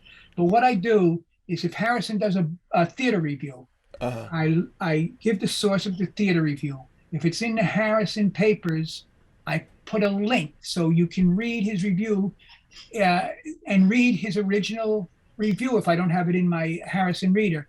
If he's doing a book review, I link to Harrison's book reviewer, and if it's before 1923, I link to where it is online, so you can read the book he's reviewing. So it's all to really bring you into his world a little bit and see and judge for yourself. You know, the notes are meant to really be an aid and asset for the younger generation. Yeah, so they can go out and find those sources for themselves, right? Yeah. Last question for me. Generally speaking, you know, we are Black people who do not, mostly don't explicitly, we don't believe in God. You know, there's possibly some argument that someone could make that might be interesting, but we are open and unapologetic about our non-belief, and we organize on that basis, for support, for fellowship, for resources, and for essentially just representation. What is the reaction that you get when you deliver this information to other groups who are seeking knowledge about, you know, Black people, Black history, and leaders, thought leaders, and organizers who might do people gristle at the parts of his story that really sort of explain not just the fact that he didn't believe. He just wasn't someone who was apathetic about Christian belief or any other type of religious belief. He was very specific in his non-belief, why he didn't believe, and so forth. What's your sense from the audiences that you've spoken to on this? Well, that's a very good question. And Harrison was very forthright, and this is something that was really nurtured. And I talk about this in both volumes. I think it was nurtured in his first decade in the States. They used to have these little lyceums down before a train went up to Harlem. They would meet on 53rd Street, and Schomburg, Bruce, you know, a number of outstanding working class intellectuals, and they would have speakers come in. But it was a place where Afro-Caribbeans and African Americans would get together, because at first there was a little tension, you know, between the immigrant group and the native born. And he was nurtured in that. Harrison referred to it as the germ of Black racial consciousness. And he kind of learned things which stayed with him, which was to speak openly. That's when he does his little comments on reviewing books. He says, you got to speak the truth, you know, don't be patting people on the back and stuff. And, you know, make sure you know what you're talking about. You know, he's got a lot of integrity, a lot of intellectual integrity. So Harrison, after he dies, he's not talked about very much, even though thousands attend his funeral and stuff. And when I look back and I tried to assess why, I'm going to just run this for the whole group, but some of the main reasons why Harrison's not better known, and then I'll go into a little more depth, is he's Black, as you saw from that picture, very Black, right? That was a factor. He's poor. He's from the Caribbean. He's working class. If he were a woman, I would add that category. He's an immigrant. All those factors work against him. Then three big ones are he's a radical on race, class, and religion. So I speak to all kinds of audience. If you go to my webpage, you'll see where I've spoken. And if I'm speaking on Harrison as a race radical to a group that's not particularly race radicals, you know, they listen in with a little grain of salt, I guess. When I talk to the race radicals and bringing some of the class stuff, you know, and when I talk to a lot of people, you know, and their religious views. So there's all those dimensions, you know, but, you know, this is Harrison. This is how he is. And he's a brilliant intellectual. And I think that's what people are going to increasingly learn to appreciate. There's another component to all this too, besides all those factors, and it's got to do with how history is written. And that's why I'm particularly putting a lot of hope, confidence, and faith in the younger generation, because what happens when I was first bringing the Harrison biography to Columbia University Press to get published, I had a contract early with Louisiana State University Press, and it was based on my dissertation, which is someplace here, which was 800 pages, but it only went up to 1918. And when I sent them my first manuscript, it got great reviews by the outside readers.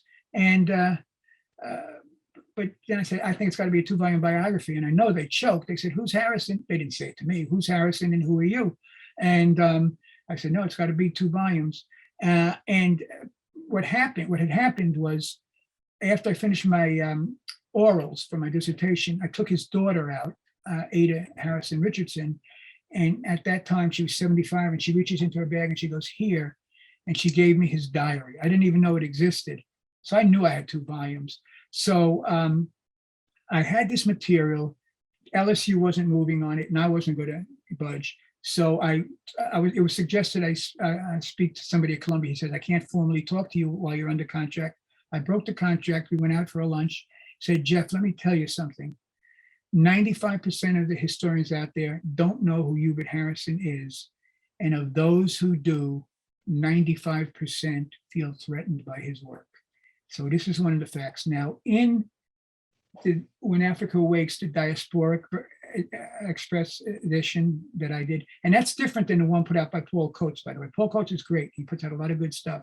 But this one has a couple of pages that are not in the Coates edition, including Harrison's own introductory and the subtitle on the title page, the inside story of the new Negro in the Western world, of the stirrings and strivings of the new Negro, which is crucial. He's writing about the new Negro movement. And so when I went up, I won't go into great detail on this, but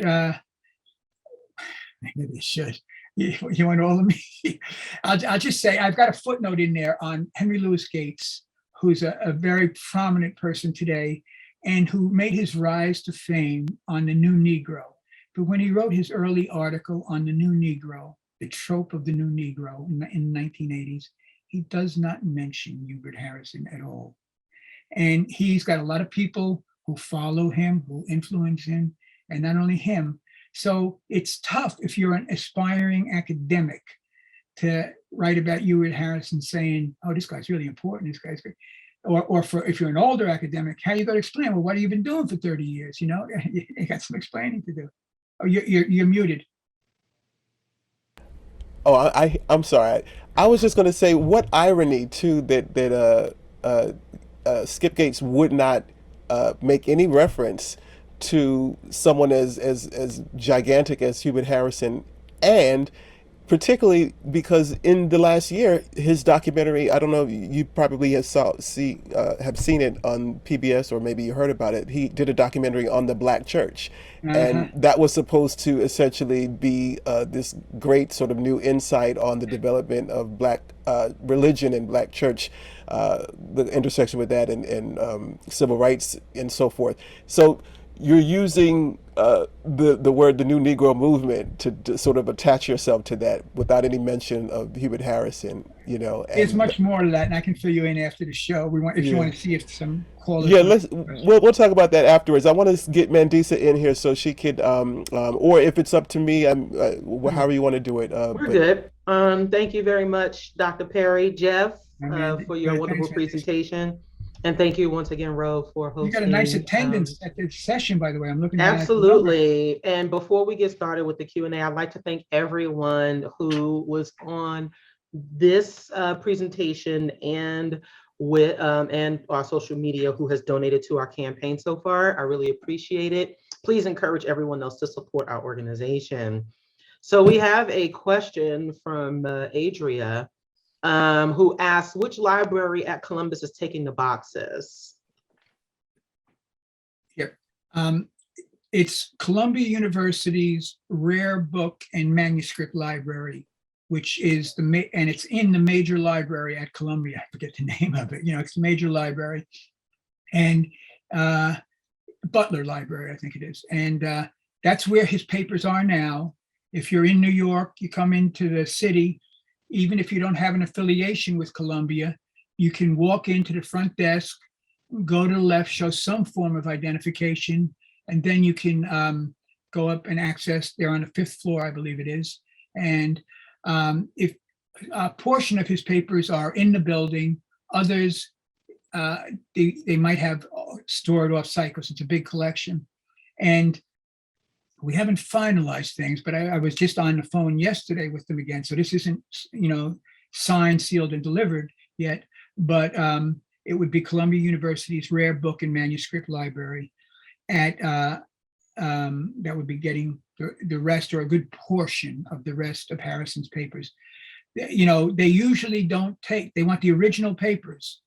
And I've got more originals since I placed Harrison's papers in 2005 at Columbia. But what I stress to them, and I think they're beginning to understand because they haven't seen them and they're all downstairs now, that's what we're doing this morning. 38 years of research, I have a tremendous amount. You pick a year, 1918, 1926. I've got a box full in individual folders of articles by Harrison or about Harrison throughout his life. I mean, and they can move into all areas. And I have no doubt that this material all should be at Columbia. And, but, they're overwhelmed by the size of this. And again, it's, who are you, but they know how important the Harrison thing is. So we're working through this, how much they'll take. They say, I understand they don't want copies of what they already have, which I made copies of so I could continue work. I didn't want to fully, discuss with them placement until I finished Harrison Volume 2, which just got finished some months ago. And then I had to get right to work on Allen, the 3rd edition of The Invention of the White Race, which is due out in November, so I've been busy all the time. And as I said, about 6 weeks ago, I herniated a disc, which complicated everything. So, but it's Columbia University's rare book and manuscript library, and that's where you'll find it online. And it's in Butler Library, and that's where you can go to see these things in person. Awesome, thank you very much. And Andrea, thank you. This question may have been answered, but are there various notes and links to Harrison's material on your website? Yes. Okay, yes. Awesome. We'll give that website again. Right. We'll give it again. Let me just give a brief thing. Across my website is not just the front page, it comes down. What's very important is what's across the top, but down the right-hand column. And I have one section that says writings by and about Hubert Harrison, followed by writings about each of his 3 books. But the writings by and about Hubert Harrison has all writings, audios, and videos by and about Hubert Harrison. So they have links to his papers, how to access various things. It's a gold mine for people who want it. It's on the right-hand column. Widescreen is good. It's easier on a big screen than on a cell phone.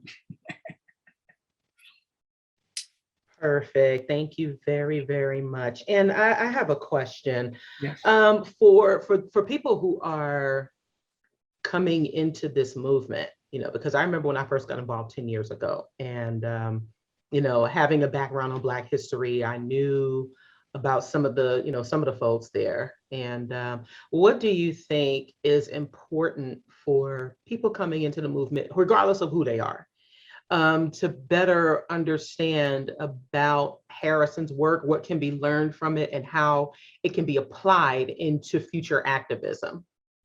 Okay, it's very good question. As I stated earlier, he was the leading Black activist in the Socialist Party and the founder of the race-conscious New Negro movement. He's the outstanding class-conscious radical of his era and the race-conscious radical of his era. And he combines these in a worldview and an approach which says, if you want social change, serious social change in this country, you gotta combine these two.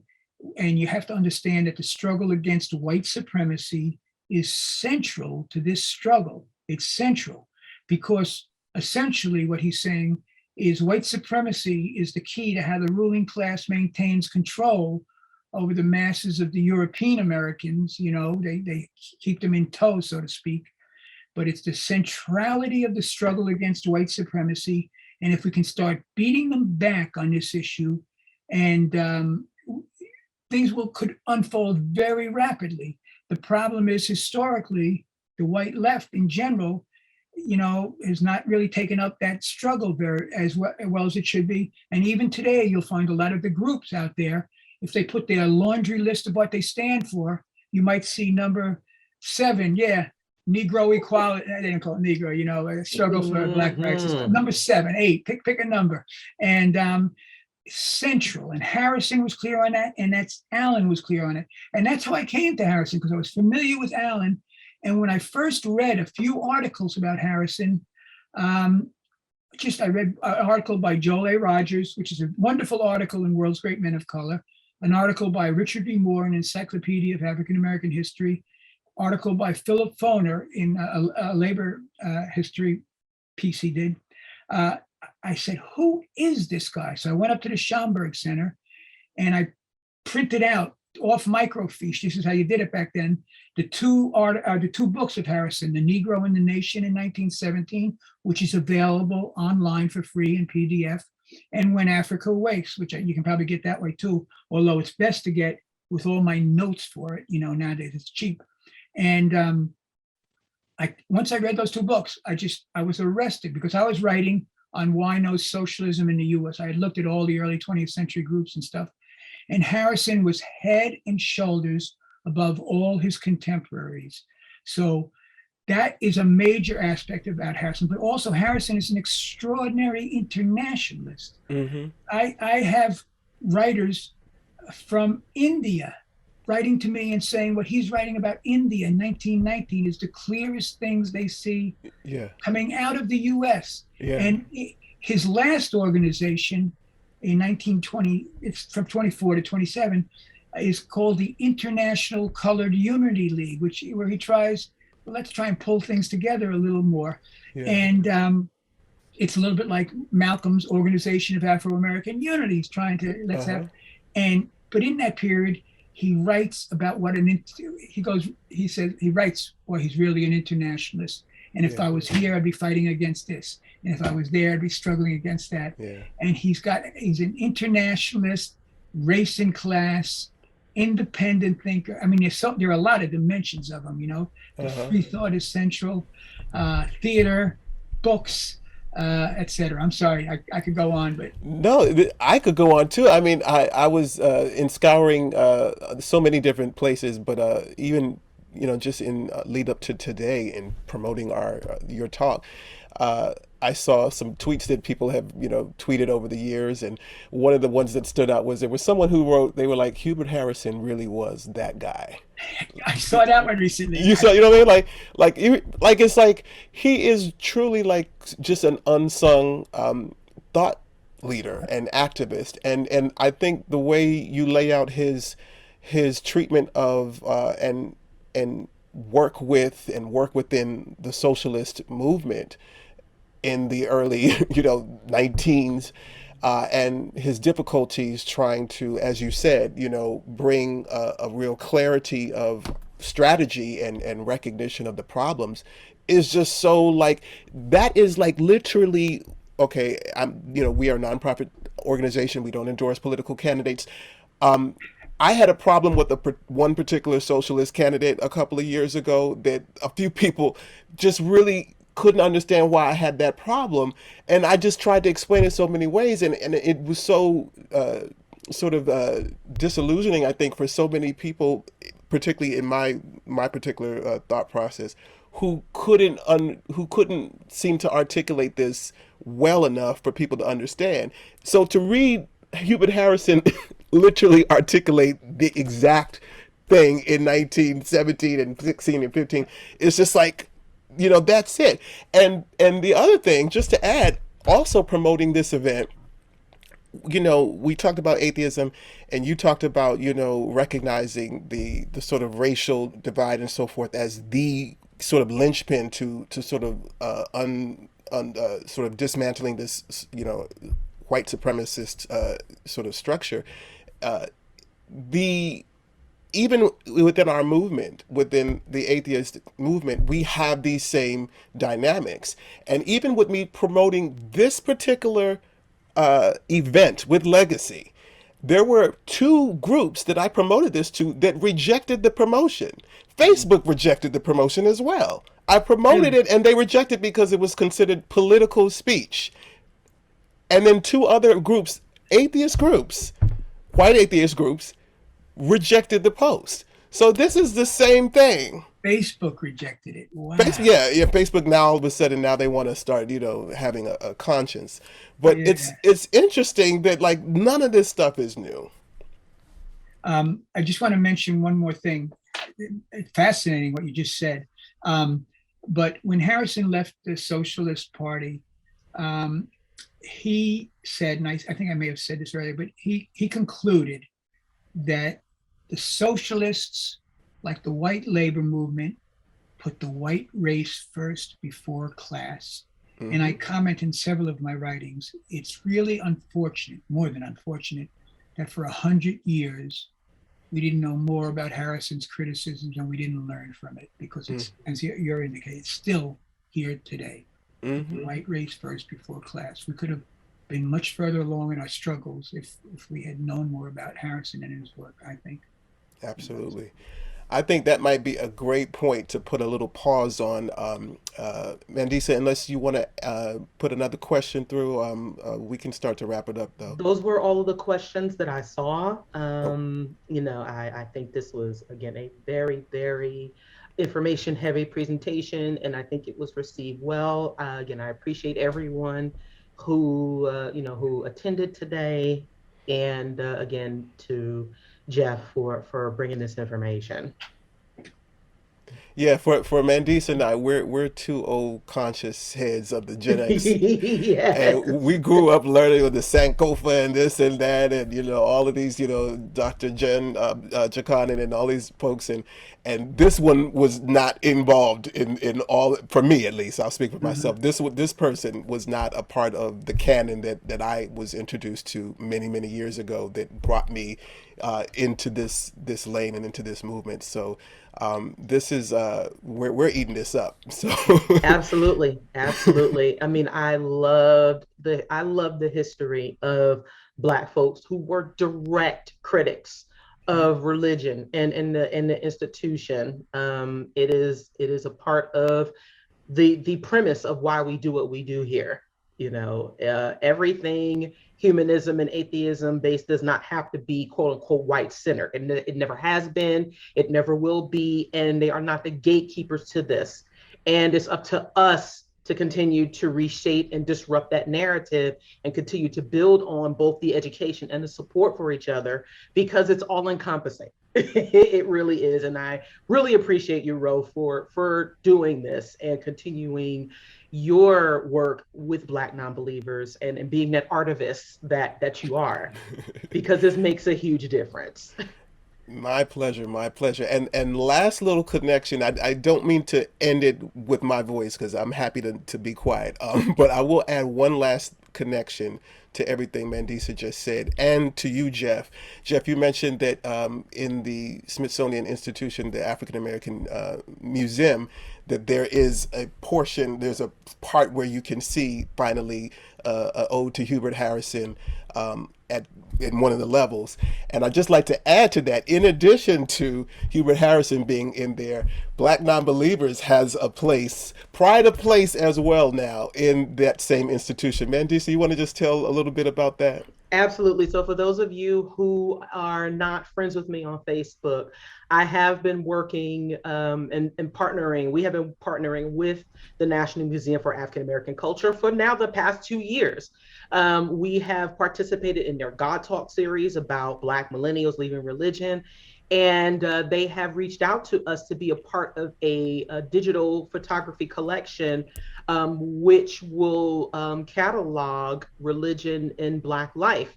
And so they've been asking us for materials and resources to donate to their museum, and pictures from the 2019 Women of Color Beyond Belief Conference and Being's 10th anniversary are now a part of their collection. So they are working on curating a book specifically about religion and Black life, but these images will also be a part of their research material and future exhibits. So we are making history.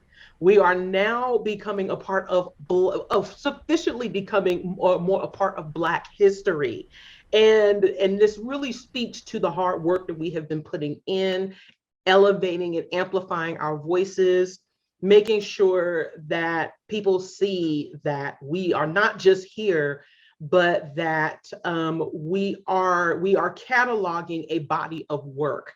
And I appreciate everyone who supports supports this organization, because y'all make this possible. This is y'all make this happen for us. And it is important for future generations to see the number of people leaving religion in our communities and challenging it, and that we are organizing. It makes a difference. So thank you all once again for that. This is monumental. This is very, very important to the growth of our overall communities. Thank you so much, Mandisa. Thank you so much, Jeff, for being here. Thank you, everyone else who's in the room and who came on today to be a part of our first legacy installment for 2021. Is everybody still there? I had a little glitch. Can you all hear and everything? I want to thank you, Ro and Mandisa, so much. This has been a total joy. I've enjoyed every moment of it. I appreciate so much what you're doing. Bite my tongue. No, don't bite your tongue. Thank you so much. And we just want to honor your work, and you've put in a lot of work as well. So the honor goes as well to you.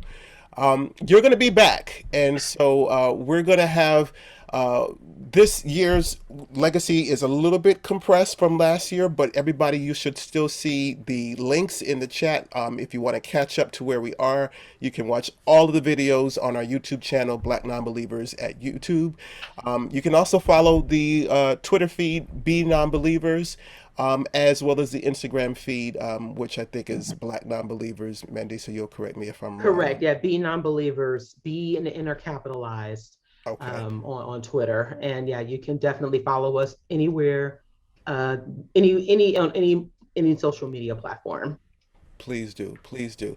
All right. So this week we won't have a little after chat. We did that last year. We'll do it next week. So next week when we come on, we'll have our chat and then we'll have an after chat. We went a little long today, so we won't have it. But we do hope that you'll think about everything that Jeff spoke about and do your research as well. Get this book. This is the first volume. Like I said, I'm going to get the second volume. Jeff, I won't have time to read it before our next chat, but I promise I'll be as conversant as I can be. CUP 20, you get 20% off if you get it from Columbia University Press. Good. Okay, CUP 20. Okay, well, yeah. I'm going to use that. All right, thank you so much, and we'll see you later. Bye. Bye-bye. Thank you. Legacy is produced by the American Humanist Association and Black Nonbelievers of D.C., an affiliate of BlackNonbelievers.org. Find us online and support today.